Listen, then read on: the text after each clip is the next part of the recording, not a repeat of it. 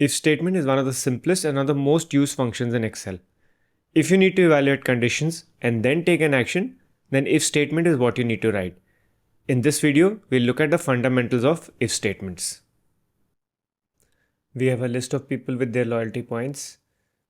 They are entitled to certain benefits if they have more than or equal to 30,000 points.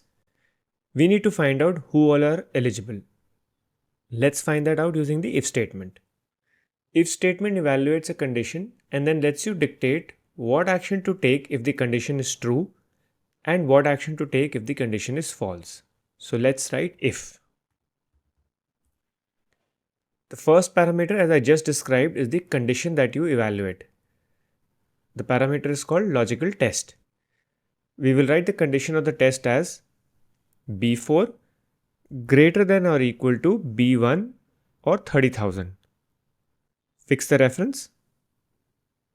Now, if that's true, then we say yes to indicate eligibility. Since yes is text, we will enclose it in double quotes. The next parameter is value if false.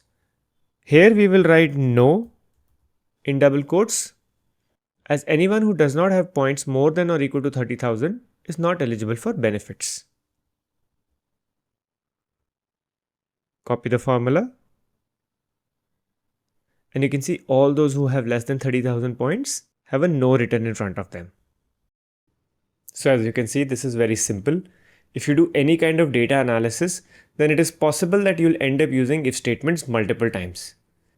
Once you become comfortable with if statements, you can move on to nested if statements or ifs. We have videos for those too. If you like our content, then you can subscribe to our channel so that you can find us easily later on. Thanks for watching.